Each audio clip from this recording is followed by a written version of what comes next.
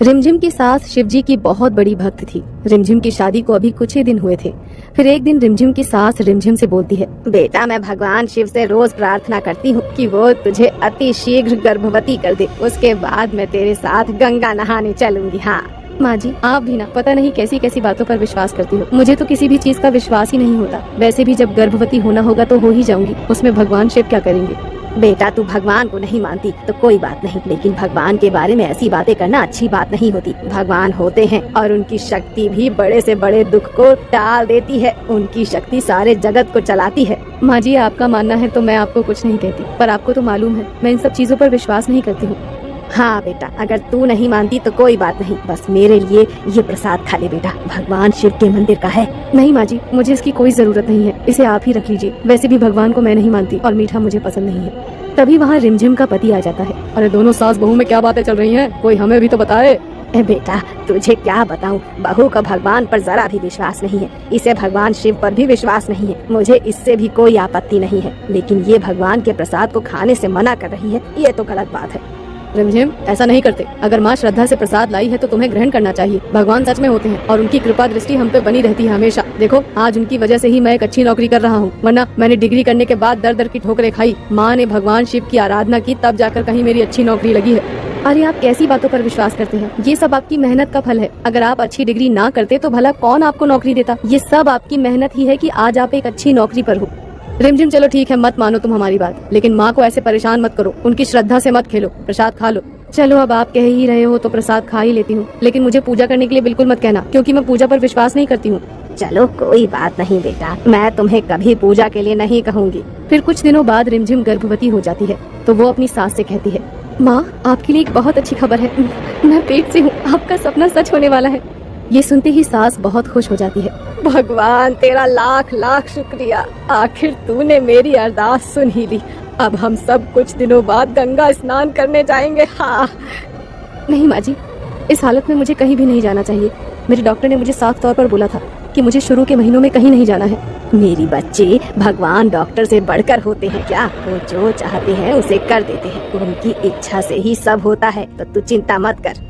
माँ जी आप अपनी बातें अपने पास ही रखिए, मुझे इन सब पर बिल्कुल विश्वास नहीं है और मैं अपने बच्चे के साथ कोई रिस्क नहीं ले सकती। फिर शाम को रिमझिम का पति आता है तो उसकी सास उससे कहती है, अरे बेटा वो बहू को मना ले, मैंने भगवान शिव से विनती की थी, अगर बहू पेट से हो गई तो मैं बहू को गंगा स्नान कराने लेकर जाऊंगी, लेकिन वो तो मेरी बात बिल्कुल सुनती ही नहीं है। माँ आप चिंता मत करो, मैं रिमझिम को मना लूंगा और वो हमारे साथ जरूर चलेगी। फिर रात में रिमझिम का पति उससे कहता है, रिमझिम मैंने तुमसे कहा था ना कि गंगा स्नान करने के लिए जाना है, फिर तुमने माँ को मना क्यों कर दिया? देखो तुम्हें ऐसा नहीं करना चाहिए, आखिर वो हमारे घर की बड़ी है और हमारे लिए ही सब कुछ करती है। देखो जी, मैंने आपसे पहले ही कहा था, मुझे इन सब पर कोई विश्वास नहीं है और मैं ये सब नहीं करूँगी। रिमझिम अच्छा तुम अपने लिए ये सब मत करो, पर मेरे लिए तो कर सकती हो ना, मेरे कहने पर एक बार चलो हमारे साथ। ठीक है आप कह रहे हो तो मैं चलने के लिए तैयार हूँ। ये तो बहुत अच्छी बात है, तुमने मेरी बात मान ली, मैं माँ को जाकर बताता हूँ। फिर रिमझिम का पति अपनी माँ को जाकर कहता है, माँ रिमझिम तैयार हो गई है, वो गंगा स्नान के लिए हमारे साथ चलेगी, आप चिंता मत करो। बेटा तू एक काम कर, जब बहू को चौथा महीना लग जाए तो तू हरिद्वार की टिकट बुक कर देना, हम सब लोग वहाँ पर चलकर गंगा स्नान करेंगे। हाँ। फिर कुछ महीने बाद रिमझिम को गर्भवती हुए 4 महीने हो जाते हैं। तब उसकी सास कहती है, बेटा रिमझिम कल हमें गंगा स्नान के लिए निकलना है, तो तू सारी तैयारी कर लेना। ठीक है माँ जी। फिर रिमझिम सारी तैयारी कर लेती है, लेकिन उसका जाने के लिए बिल्कुल भी मन नहीं था और ना चाहते हुए भी वो अपनी सास और पति के दबाव में गंगा स्नान के लिए चली जाती है।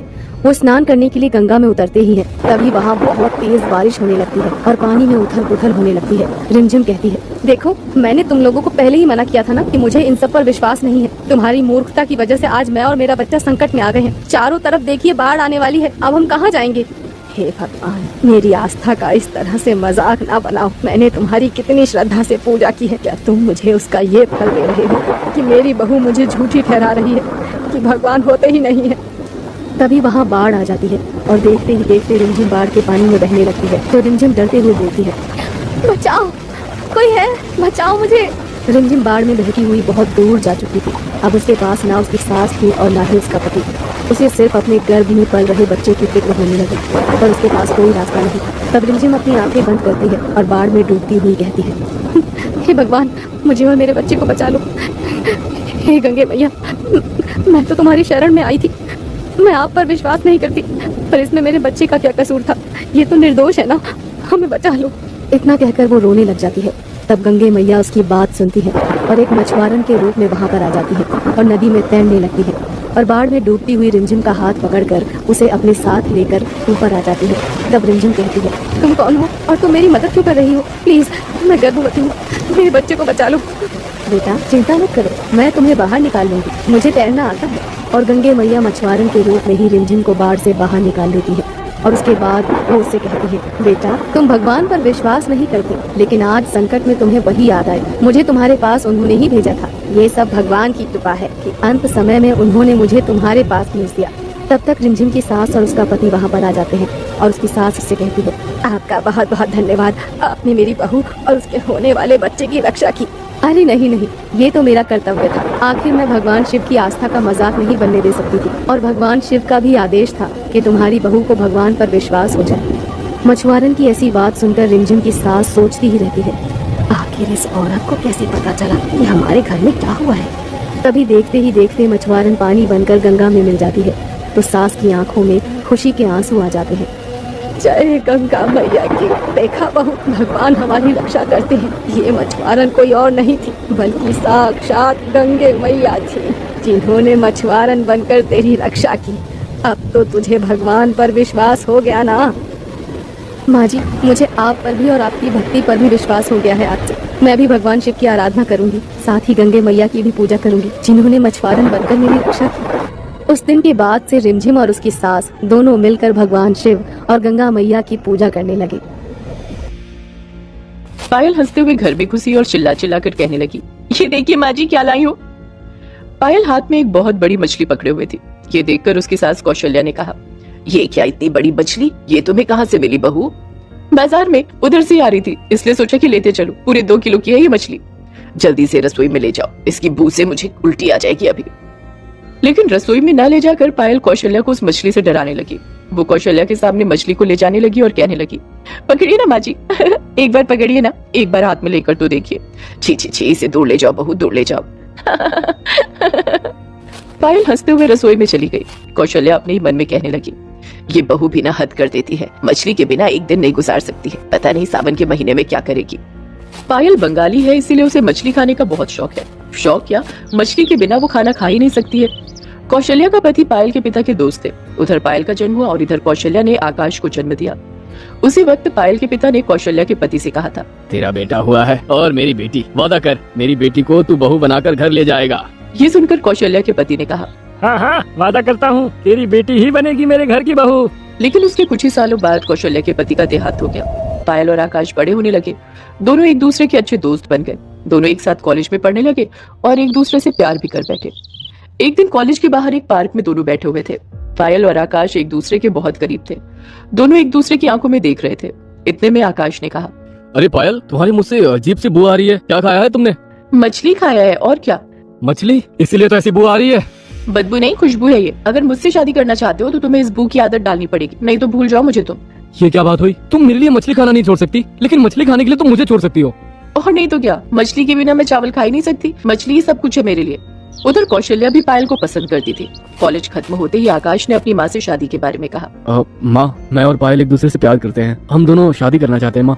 ये तो बहुत अच्छी बात है, तेरे पापा भी यही चाहते थे। पायल अच्छी लड़की है, लेकिन क्या माँ? वो मछली के बिना एक दिन भी नहीं रह सकती है और हम ठहरे शुद्ध शाकाहारी। पता नहीं क्या होगा, खासकर सावन के महीने में। अरे आप चिंता मत करो माँ, मैंने उससे बात कर ली है, सावन के महीने में वो मछली नहीं खाएगी। तो फिर ठीक है, ये शादी पक्की है। दोनों की शादी हो गई। पायल ससुराल चली आई। पायल कौशल्या को बचपन से जानती थी, इसीलिए दोनों में सास बहू का रिश्ता कम, माँ बेटी का रिश्ता ज्यादा था। सब कुछ सही चल रहा था, लेकिन शादी के दूसरे ही दिन पायल 2 किलो की मछली लेकर चली आई। घर में जिंदगी में पहली बार मछली आई है, कोई बात नहीं, सह लेंगे थोड़ा। पायल मछली काट कर बनाने लगी और मछली की बू से पूरा घर भर गया। कौशल्या ने कपड़े से नाक ढक लिया। हाय हाय, कितनी बदबू है, पता नहीं कोई मछली कैसे खा सकता है। कौशल्या को इस हालत में देखकर पायल ने कहा, माँ जी आप नाक क्यों ढके हुए हो? क्या करूं, मछली की बू सूंघने की आदत नहीं है मुझे। अब तो हर रोज सूंघना पड़ेगा, मैं जो आ गई हूँ इस घर में, आदत हो जाएगी। हाँ। पायल हंसने लगी। शाम को आकाश एक एक्वेरियम ले आया। उसमें रंग बिरंगी छोटी छोटी मछलियां तैर रही थी। उसे देखकर कौशल्या ने कहा, ये पायल की मछली काफी नहीं थी क्या जो तू भी मछली लेकर चला आया? क्या करूँ माँ, वो एक दोस्त घर शिफ्ट कर रहा है, उसने मुझे कुछ दिनों के लिए इसे रखने को दिया है। चिंता मत कीजिए, ये मछलियाँ खाने के लिए थोड़ी है, ये तो बस देखने की चीज है। हाँ, हमारे कमरे में रख दो, अच्छा लगेगा। आकाश ने एक्वेरियम को कमरे में रख दिया। सावन आने में और कुछ ही दिन बचे थे। इन दिनों में मछली को सूंघते सूंघते कौशल्या परेशान हो गई। सावन से एक दिन पहले कौशल्या ने पायल से कहा, बहू, सावन का महीना आने वाला है, घर में शिव जी की पूजा होगी, इस महीने में मछली मत खाना, ठीक है? ठीक है माँ जी, मैं भी शिव जी की भक्त हूँ, शिव जी के लिए इतना तो कर ही सकती हूँ। पायल ने मछली ना खाने का वादा किया और सावन का महीना आ गया। बाहर तेज बारिश होने लगी। अरे वाह, कितनी अच्छी बारिश हो रही है। इस बारिश में खिचड़ी और मछली फ्राई हो जाता तो मजा आ जाता। कौशल्या ने ये सुन लिया। बहू, मछली का नाम भी मत लो, अब शिव जी गुस्सा हो जाएंगे। पायल चुप हो गई। कुछ दिन बीत गए। हर रोज बारिश होने लगी और पायल को राजमा चावल, कढ़ी चावल ये सब खाना पड़ा। ये सब खाते खाते पायल थक गई। वो बैठकर सोचने लगी, अरे यार, कितना मजा आता था बारिश में, फिश फ्राई, खिचड़ी के साथ इलिश की फ्राई, मछली की करी। आय हाय, मुंह में पानी आ गया। लेकिन पायल के पास कोई उपाय नहीं था। इस इलाके में बंगाली लोग नहीं रहते थे, इसीलिए यहाँ मछली मिलना भी असंभव था। पायल ने अपनी माँ को कॉल लगाया और सब कुछ बताया। लेकिन पायल की माँ ने कहा, देख बेटी, ससुराली लड़कियों का असली घर होता है और कौशल्या जी तुझसे कितना प्यार करती है। 1 महीने की तो बात है, मत खा मछली, क्या हो जाएगा। माँ आप भी ना, यहाँ मछली के बिना मेरा दम घुट रहा है। मेरी अच्छी बेटी, 1 महीने बाद खा लेना। पायल की माँ ने उसे अच्छे से समझाकर फोन रख दिया और तभी पायल की नजर एक्वेरियम की ओर गई। उसके अंदर रंगीन मछलियां तैर रही थी। वो रही मछलियां, लेकिन इन मछलियों को खाया जा सकता है क्या? पता नहीं, क्या ही हो जाएगा, खा ही लेती हूँ। लेकिन इसे फ्राई करके खाने चाहूंगी तो सासू माँ को पता चल जाएगा। अरे इन्हें ऐसे ही खा लेती हूँ। पायल एक के बाद एक रंगीन मछलियों को एक्वेरियम से बाहर निकालने लगी और कच्चा खाने लगी। उसने एक एक करके सारी मछलियों को खा लिया। रात को आकाश ने एक्वेरियम की ओर देखा और कहा, अरे इसमें से मछलियाँ कहाँ गई? पायल, तुमने कुछ किया है क्या? नहीं तो मैं क्या करूंगी। पायल अपनी बात खत्म भी नहीं कर पाई थी कि इतने में उसे उल्टी आ गई। उसने वहीं पर उल्टी कर दिया। उसके पेट से मरी हुई रंगीन मछलियां बाहर आने लगी। अरे ये रही मछलियाँ। लेकिन पायल की उल्टी नहीं रुकी। उसके पेट में भी दर्द होने लगा। आकाश उसे लेकर तुरंत अस्पताल चला गया और डॉक्टर साहब को सब कुछ बताया। डॉक्टर साहब ने दवाई और इंजेक्शन देकर पायल को ठीक किया। उसके बाद डॉक्टर साहब ने कहा, देखिए, ये रंगीन मछलियाँ खाने की चीज नहीं है, इसलिए कोई भी उसे नहीं खाता है। तुमने क्यों खाया? नॉर्मल मछलियाँ खाओ, किसने मना किया है?